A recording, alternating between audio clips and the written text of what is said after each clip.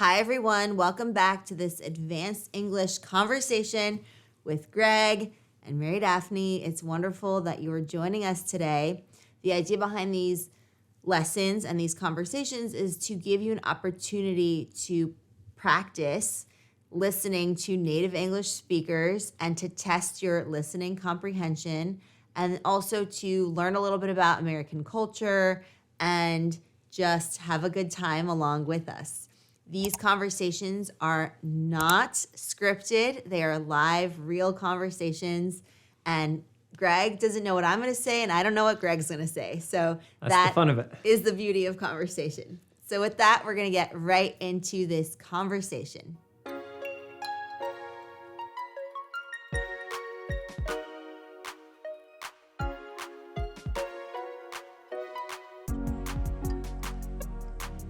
All right, so today's topic is gym culture in the US, and then alongside that, because I think it's quite relevant, the changing landscape of fitness. How intriguing. Yes. Where to start? I know. So just a full disclosure here, Greg and I were kind of health nuts and fitness obsessed people. So Certainly our family thinks so. Yeah, and if you've ever heard the term gym rat or health nut, it's funny because these tend to be a little bit derogatory. However, they're very important to the person who's interested in fitness, but also for one's health, wouldn't you say? Totally. And these days you can also have, I've heard terms like fitness nerd, right? Yes. And it's a combination of a compliment and an insult, right? Like no one really wants to be a nerd. At the same time, we're almost proud to be nerds because it means we take this thing very seriously. It means a lot to us. And Right. we're happy for people to think we're weird because we know that the benefits outweigh the negative impression of being weird. That's right. But I would say in general, people in the US do tend to be aware of the benefits of health and fitness. And, with the emerging research on the importance of building muscle and things like that, you sort of see how there are more and more people now going to gyms, lifting weights, doing this kind of thing. And so we say going to the gym, but that also could mean working out at home. Totally. Right? Yeah, exactly. Yeah. And you're right. Over the years, it's become more and more socially acceptable to place a very high priority on your physical fitness. Yeah. Back in the 50s, 60s, it was considered very much like a hobby. That's something that would enthusiasts, people who were particularly focused and excited about something, they would do, but the normal person wouldn't really do. You might sample it once or twice, but not do it regularly. And then, as the years passed and as the decades passed, it became more and more a centerpiece of, the foundation of good health. Right. And alongside that, the idea of fitness became not just sort of a hobby and something that would be nice. It became something that's integral to longevity and just feeling good. Right. And so these days, when you say you go to the gym every day, people don't think you're crazy. Right. They don't bat an eye. They don't think that's weird. They're like, oh, that's great. Yeah, so do I. Which gym do you go to? Yeah. So for someone who is in the fitness space and is a gym rat or a fitness nerd or a fitness enthusiast, I think if you were to stop them on the street or at the gym and ask them, so why are you working out? What are your goals? I think people's goals are twofold. I think for the most part, I think a lot of people are driven by this idea of improving their physical appearance and ultimately driven by aesthetic goals where, building muscles will change your physique, will give you more energy, will make you feel good about yourself or even better about yourself, build that confidence. But then on the other side, there's that second goal, I think, or maybe that's the first goal for you, certainly is for me, the longevity purpose, the aspect of doing as much as you can to feel good every day when you wake up and throughout the years, not just at 20 years old, not just at 30 years old, but at 40, 50, 60, 70, 80, maybe 100 years old, right? Who knows? So the two types of goals there, wouldn't you say? Yeah, definitely. And going back to the sort of progression of fitness culture, Yeah.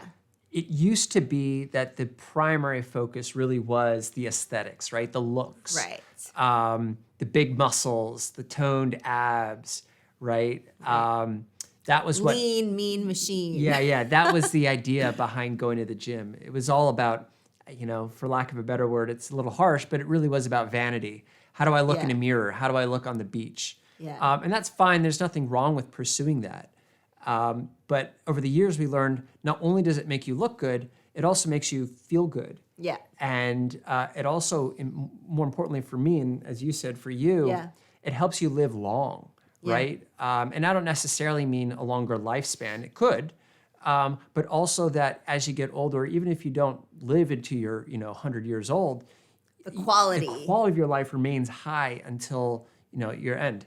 And so that is very important to me, right? What motivates me, what gets me going to the gym. I mean, I'm not a huge muscled guy, right? Most people don't even probably think I am a gym rat. But he's very strong. You're a very, very strong person. But it doesn't look that way, and that's fine to me. The aesthetic part of it doesn't really matter to me. It's a byproduct. It's a plus, right? It's a plus. It's an added benefit of doing it, but maybe it's ancillary. It's ancillary. Right. What I really care about is the health aspects Yeah. and the longevity component of it. Yeah. So that's what motivates me. Ultimately, I think that's definitely how I feel as well. I mean, since I started lifting weights, I mean, it's like just changed my life for the better. I grew up dancing, so I wasn't really in a gym that much. And then when I got to college, I started, playing around with lifting weights and joining exercise classes, which I also really loved. And then, going to a gym. So let's quickly touch upon gym etiquette, because we opened this lesson in conversation with this idea of gym culture. So I think the main difference between working out at home and working out in a gym is that you have other people there and they're strangers, predominantly strangers. So what would you say, because you're an experienced gym goer, what would you say, Greg, as far as the etiquette goes for being in a gym, being a respectful gym goer? What are the rules? Well, that's a great question, and it is important, right? At home, you don't have to worry about where you put the weights and cleaning things off and so forth. When you get to a gym, there are rules that you want to follow. Yes. The number one thing is to be considerate, right? You want to comport yourself. You want to behave the same way that you would want others to behave, right? So if you're using weights and you leave them on the ground, that could be frustrating for the next person who wants to use those weights but can't find them because they're lying on the ground somewhere, right? So being organized with your weights is good. Cleaning off the equipment after you use it so that it's not covered in your sweat. I mean, you wouldn't want to get onto a piece of equipment like a bench that's has big sweat marks on it. No thanks. And neither does anyone else. So once you use the equipment, you clean it off. Another one is to not hog the equipment, right? Oh my gosh. Nothing's more annoying than, let's say you want to do some squats and there's this one person who's just stuck there doing squats for the last hour and she won't move, the right? squat rack, let's say. Yeah, right? Or the guy who's hogging the barbell and so, you don't get to do your bench press because this guy just won't move. Yeah. And related to that, what drives me crazy. I think I know what you're going to say. When people are on their phone. Exactly. The texters or the social media scroller people who at the gym, like it's one thing to do that. That's fine. That's your own time. But when you're in a public space and people are waiting for the equipment and they're about to rotate through that machine and you see somebody not working out, they're not even, it doesn't even look like they've broken a sweat. Yeah. They're just in their, athleisure wear and they're like looking at their phone, scrolling, texting, whatever they're doing. Yeah.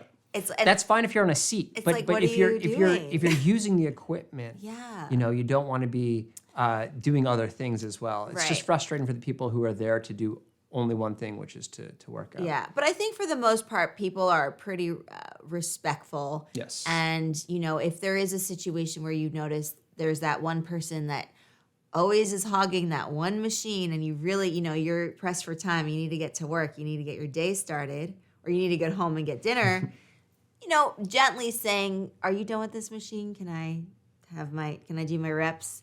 That's what I like to idea. do. Yeah. Often if I find someone's using it a lot, what I'll just say is, hey, can I sub in? Can I swap in? Right? Basically just saying, I'm going to do my part quickly and then you can, resume whatever it is you're doing. Right. So there you are can text over there. Yeah, exactly. So there are ways to negotiate those tricky social situations. Yes. Politely. Yeah. But firmly. Yeah. So that's another big part of gym etiquette. That's right. And now, that people are also working out at home, since we've had good practice doing that for the last 2.5 years, I think most of us, people have found that, instead of having this gym membership where I'm spending a lot of money every month, I can just, get very similar benefits and results from working out at home. Maybe you purchase a couple of dumbbells or a barbell rack, and then, the internet is your friend. There's a lot of wonderful trainers out there. So many recommendations on that front, but that's another time. Yeah, no, it's true. I mean, there's so many online resources now, and Yes. so much. It's so easy to get equipment online that I highly encourage anyone who's maybe a little nervous to get into the gym. Maybe they don't like the crowds. Yeah. They don't want the pressure of other people watching them. Just get a few pieces of equipment at home, a couple dumbbells, and you'll find some amazing coaches. Caroline Gervin. That's my is probably one of your favorite. That's one of my favorites. And Sydney Cummings. I love City. Wow, you know all of them. I know all your Amazing, 'cause trainers. I talk about them all day, right? And then she tells me, and then I actually do them too. Yeah, and then the one that you really like is the Nike Training Club. Nike Training Club is a great app. It's good got a app. lot of great workouts on there. Yeah. And then the other thing I would say is if you're used to just doing a jog or something very repetitive, Yeah. Don't be afraid to try the weights out too. Yes. If you're a woman and you're worried about building too much muscle, that's not going to happen. It's not going to happen. It's You very can't hard to have do. accidental muscle. And the health benefits of resistance training using weights is very, very significant, right? 100%. And so it's not really just about building muscle, it's about being strong. And strengthening your bones too. Exactly. Right? So. Yeah. So many great things. We can do a follow-up video, follow-up conversation and lesson about this if you're interested in learning more about it. It's definitely something we're passionate about. Yeah. So what about you? Let us know, how do you work out? Do you like going to a gym? Do you like doing it at home? Have you tried different types of workouts like strength training, resistance training, cardio? What's your jam?